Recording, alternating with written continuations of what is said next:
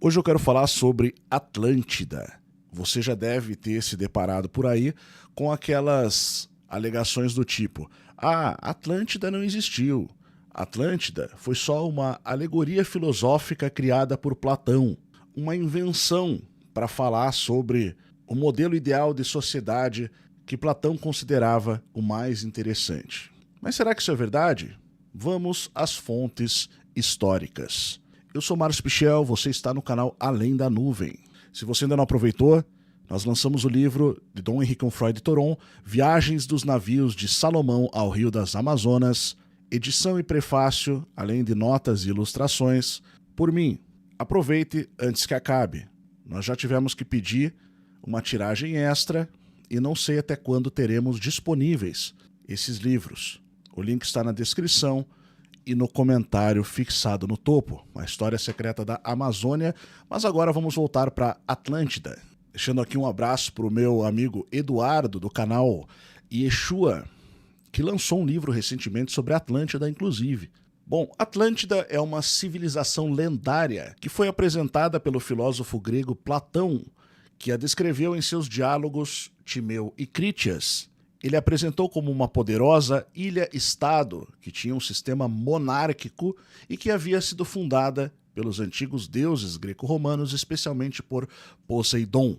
Ela ficava além das colunas de Hércules, o atual Estreito de Gibraltar, e que, após uma tentativa de dominar Atenas, foi castigada pelos deuses com um desastre natural que a fez afundar no meio do oceano. E essa história de Atlântida ela foi introduzida por Platão na Grécia no século IV a.C.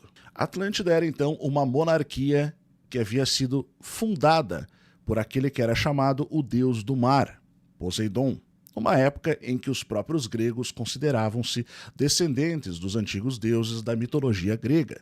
Vale notar. Mas será que a gente está falando de uma história real ou de uma alegoria filosófica? Será que foi só Platão que falou de Atlântida? O que os outros personagens da história, historiadores, filósofos, tinham para dizer sobre Atlântida? Isso é importante. Se você lê Timeu e Crítias, eu recomendo a leitura, você vai ver que a Atlântida é descrita em detalhes. Tanto sua formação geológica, ilhas concêntricas, circulares, quanto a arquitetura do local, quanto o sistema de governo que era monárquico. Então isso leva muita gente a achar que ele estava falando de uma alegoria, uma parábola, uma historinha para falar da diferença entre o seu modelo de república ideal, que ele acreditava, rivalizando com o modelo de monarquia de Atlântida. E ao mesmo tempo ele fazia uma crítica a Atenas da época, comparando-a com a Atenas do passado, que era muito melhor, segundo Platão, segundo esses diálogos que ele escreveu. Entende? Então é isso que leva as pessoas a alegarem isso. O problema é que as pessoas no passado, bem antes desses filósofos modernos, não pensavam dessa forma. Até discípulos de Platão diziam que realmente Atlântida tinha existido. E a gente vai ver os mitos hoje que falaram de uma Atlântida de verdade. Relatos, documentos. Isso se tornou um mito, mas no passado tinha sido considerado como história. E a gente vai ver isso agora. Então, Atlântida, história real ou alegoria? Um percurso pelas vozes da antiguidade que trataram o relato de Platão como história e não apenas como metáfora. Evidências históricas, fontes primárias, isso é uma análise acadêmica.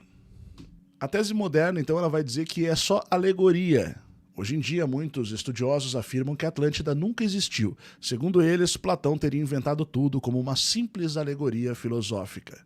São comuns relatos do tipo: Platão inventou um conto didático para criticar Atenas e ilustrar conceitos sobre moralidade e decadência política. Ou não há registros históricos externos que confirmem a existência de Atlântida além dos diálogos de Platão. E ainda, Atlântida foi apenas um recurso literário, uma metáfora para explicar conceitos filosóficos abstratos. Então a pergunta que a gente quer fazer é: e se essa leitura moderna ignorar completamente as fontes antigas?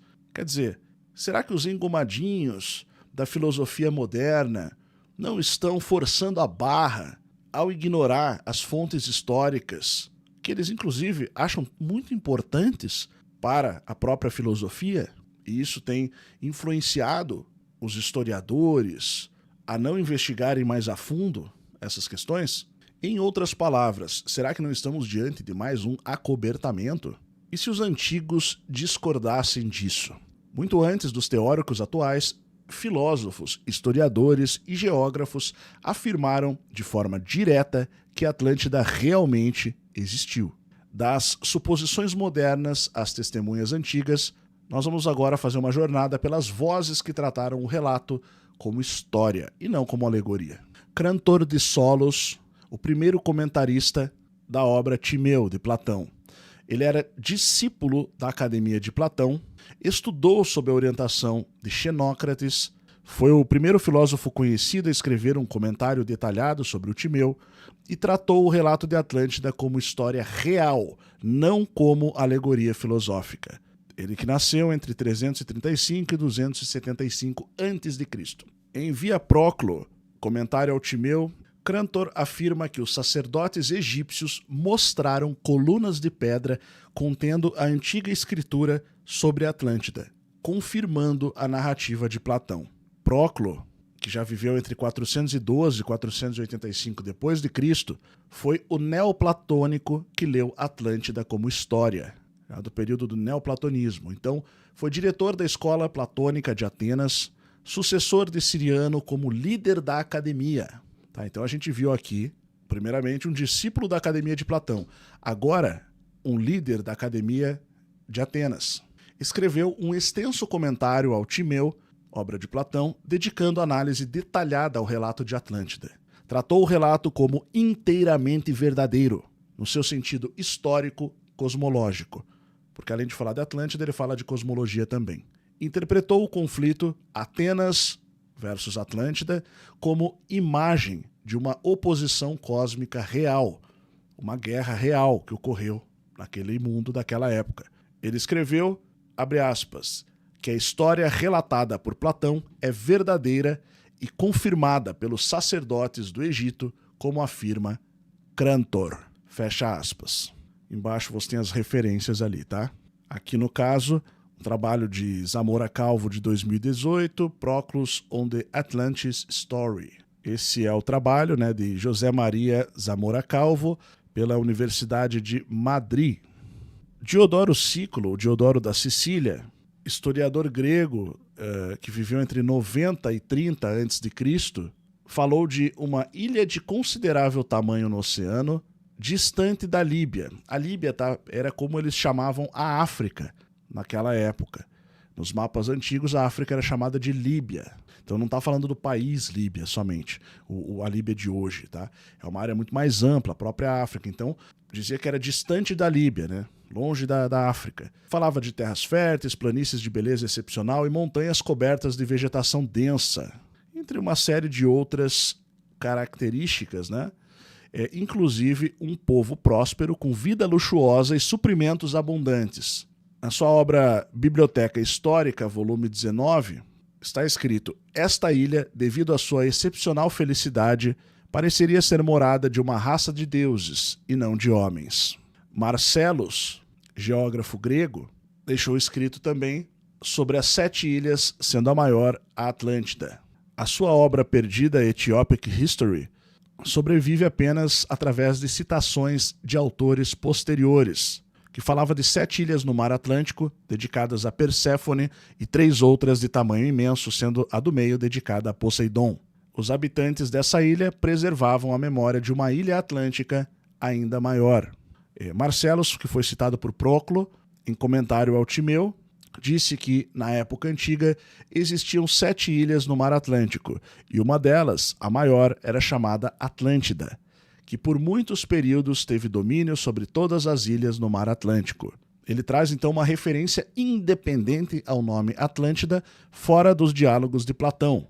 A sua menção explícita da ilha e do domínio atlântico sobre outras ilhas oceânicas constitui um testemunho geográfico significativo, ainda que sua obra original tenha se perdido. Afinal, era um geógrafo grego, especialista em geografia. Plínio o Velho, personagem romano, que escreveu História Natural, Já falou de ilhas submersas. Fala-se de ilhas do Oceano Atlântico que foram submersas por antigos cataclismos. Estrabão, além das colunas de Hércules, geógrafo grego do 1º século a.C. até o 1º século depois de Cristo, período que ele viveu. Ele vai falar de um mar navegável, descrevendo o oceano além das colunas como acessível e conhecido. Tá? Então ele falava do mar além das colunas de Hércules, né? O Atlântico, como acessível e conhecido. Confirmou a existência de terras e civilizações no Atlântico e trouxe evidências de conhecimento geográfico além do Mediterrâneo na antiguidade. Do outro lado das colunas de Hércules encontra-se um mar navegável com ilhas habitadas.